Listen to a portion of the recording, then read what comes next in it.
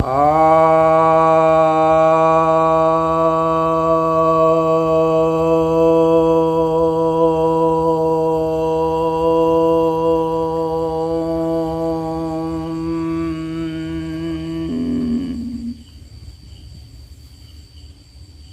भक्तजनों को सप्रेम नमन।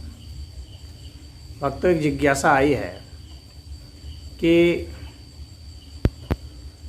लेट करके पढ़ना चाहिए या बैठकर पढ़ना चाहिए, ये विद्यार्थियों का यह प्रश्न है। हालांकि वयस्क भी पढ़ते हैं। तो मैं बता दूं, मैं अपने समय में, बचपन में मैं स्वयं भी लेट करके पढ़ा करता था। हमें बताने वाला कोई नहीं था, हमारे माँ बाप बताने वाले नहीं थे कि हमें कैसे पढ़ना चाहिए, न टीचर बताने वाले थे। तो अपनी इच्छा से जैसा भी लगता था, कभी लेट के कभी बैठ के पढ़ता रहता था। लेकिन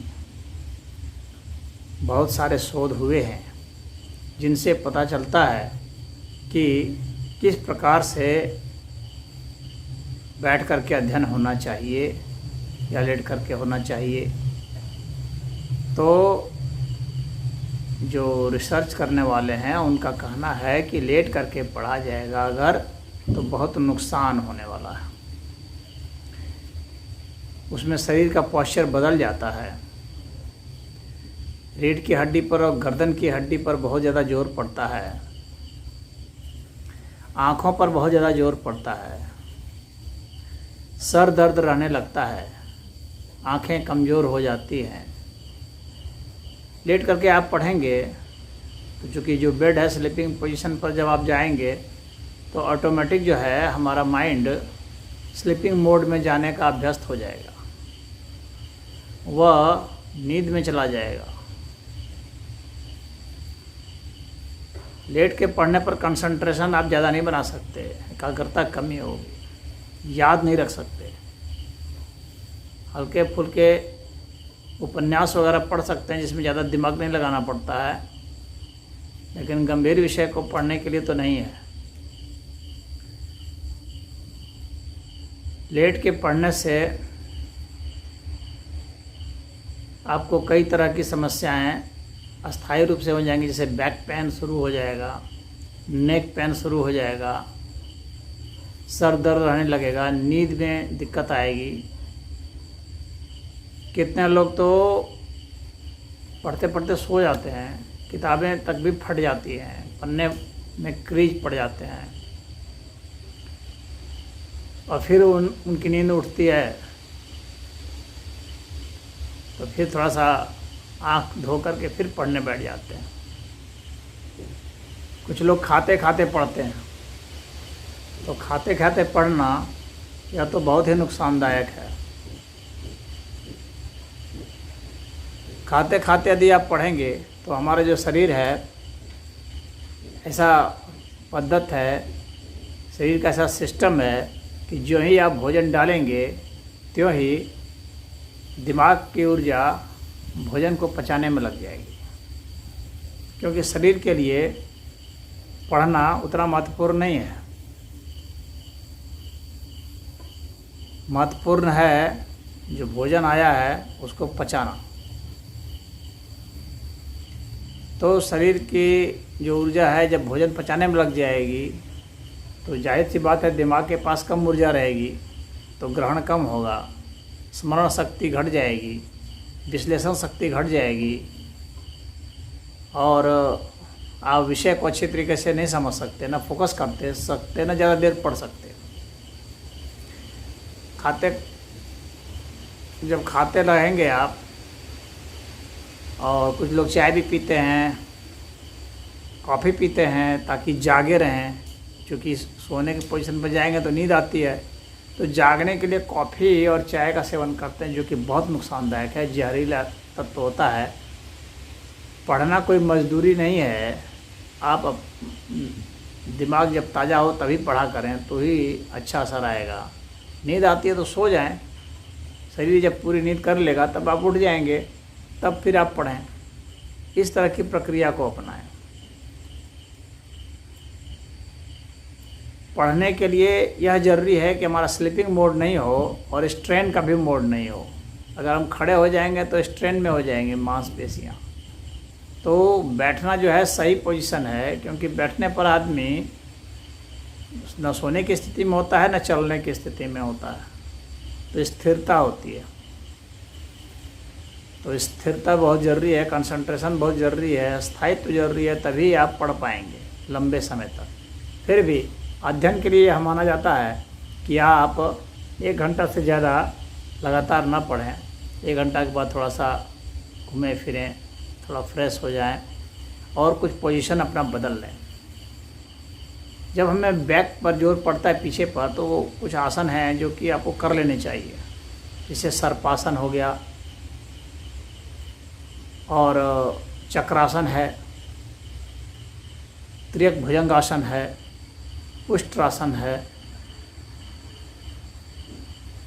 ये आसन जब आप कर लेते हैं तो आपका बैक जो है सही पोजीशन पर आ जाएगा। जब भी आप बैठेंगे तो पुस्तक जो है सदैव जो है आपसे ज़्यादा न दूरी हो न कम दूरी हो।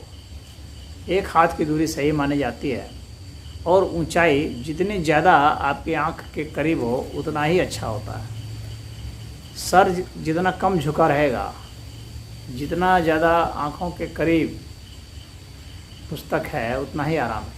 इसीलिए जो डेस्क आते हैं आजकल, रेज्ड डेस्क आते हैं। अब पुराने ज़माने में तो पहले से ही उठा करके पढ़ने का टेबल अलग बनता था, पढ़ने से एक कोण बना देते थे, उठा हुआ रहता था आगे से, उस पर किताब रख करके बच्चे पढ़ते थे। आजकल तो आप एडजस्ट करने वाला भी आता है, आप एडजस्ट कर सकते हैं, जितना आपको उसको रेज करना है उतना रेज कीजिए, लेकिन आपके कंधे के बराबर तो आ ही जाना चाहिए, तब जा कर के बिना किसी स्ट्रेन के आप पढ़ सकते हैं। वह सही तरीका होगा।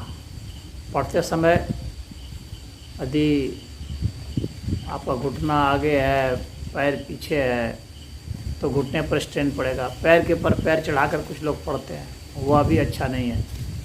उसमें पैर के ऊपर दबाव पड़ेगा, पैर की नसें बिगड़ेंगी। तिरछा होकर पढ़ते हैं तो वह भी सही नहीं है, मांसपेशियाँ स्ट्रेंड हो जाएंगी, मस्तिष्क काम नहीं करेगा। आप देखते हैं कि ये जो हमारा मेरुदंड है, यह जब सीधा रहता है तो ही हम ज़्यादा अलर्ट और ज़्यादा बुद्धिमान होते हैं। जितने भी बुद्धिमान जानवर हैं दुनिया में, वे सभी वैसे हैं जो कि स्ट्रेट चल सकते हैं, स्ट्रेट खड़े हो सकते हैं। कोई 4 पैर से भी चल रहा है, अगर वो खड़ा होकर के भी चल सकता है तो वो बुद्धिमान पशु होगा। जैसे कि कुत्ते, चाहे बिल्ली, ये जो खड़े होकर चल सकते हैं, यानी जिसका मेरुदंड जितना सीधा रहेगा, इसका मतलब है दिव्य शक्ति का प्रवाह उतना ज़्यादा उसकी ओर होता है, और उसके मस्तिष्क में जो कॉस्मिक एनर्जी है उसका भाव उतना अच्छा होता है, वह उतना ही बुद्धिमान होता है। जब आप अपने मेरुदंड को झुका देते हैं, तब आगे की ओर झुका देते हैं, तो आप जो है आपकी धारा विपरीत बहती है, आपके मस्तिष्क की ऊर्जा विपरीत बहने लगती है। जब आप सर बहुत झुका देंगे तो क्या होगा कि मस्तिष्क में ज़्यादा ऑक्सीजन का फ्लो हो जाएगा, ज़्यादा प्रेशर के साथ, और आँखों में भी हो जाएगा, तो आँखों में स्ट्रेन पड़ेगा, आँखें लाल हो जाएंगी, आँखों से पानी भी आ सकता है, और मस्तिष्क में ज़्यादा प्रेशर पड़ जाने से भारीपन आ जाएगा। इसीलिए मस्तिष्क हल्का रहे तो ऐसी कोशिश होनी चाहिए।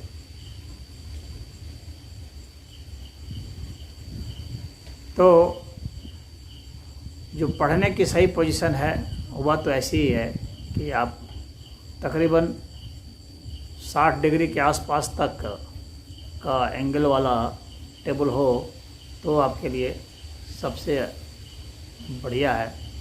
और एट ए स्ट्रेच 1 घंटा वही पढ़ा करें, और आँखों को फिर पानी से धोया करें 1 घंटे के बाद। क्योंकि आँखों को स्ट्रेन हो जाएगा, चाहे आप कैसे भी पोजीशन पर पढ़ते हो।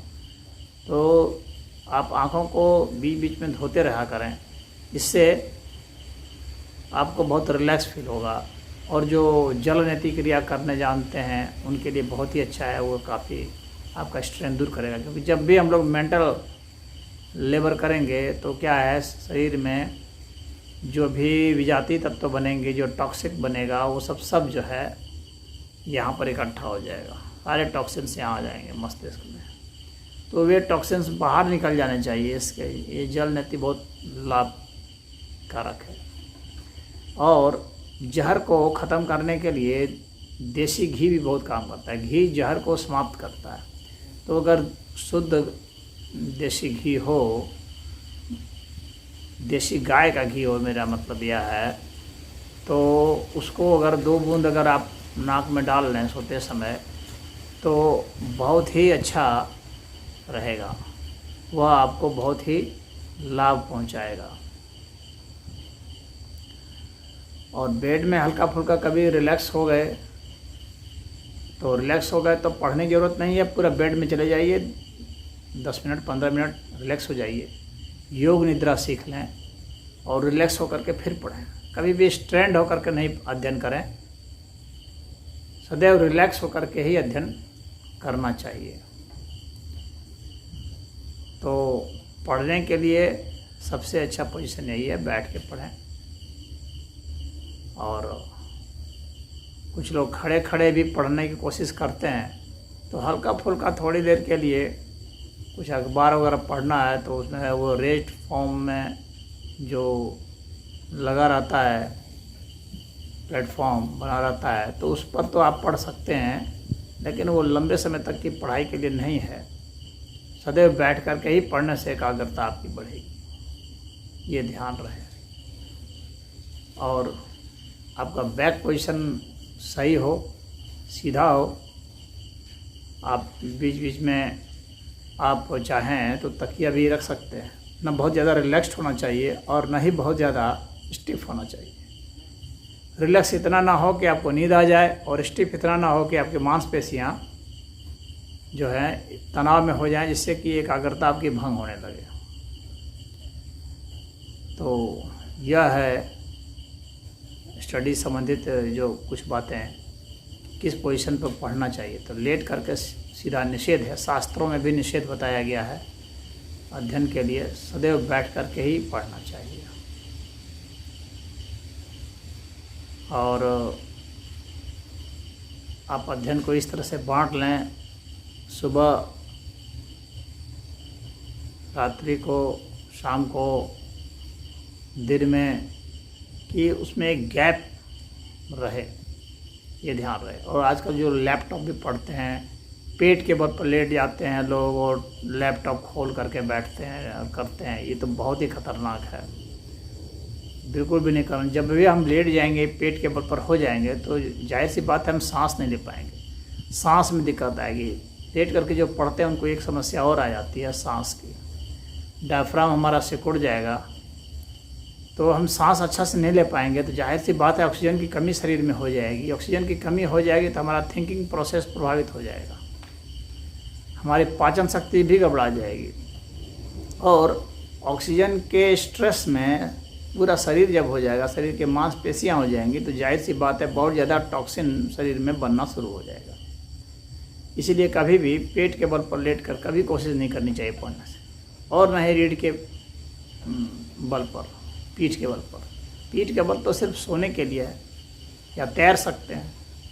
सोने और तैरने के अलावा इसके और कोई काम नहीं है पीठ के बल लेटने का। पढ़ाई तो बिल्कुल नहीं होनी चाहिए। तो मुझे उम्मीद है आप समझ गए होंगे, और योग अवश्य क्या कीजिए, इससे आपका मस्तिष्क बहुत मजबूत होगा, थकेगा नहीं, आप में दमखम बहुत रहेगा, और जहाँ जहाँ स्ट्रेन पड़ता है वहाँ वहाँ आप सुधार कर सकते हैं। तो इसमें इतना ही। ओम।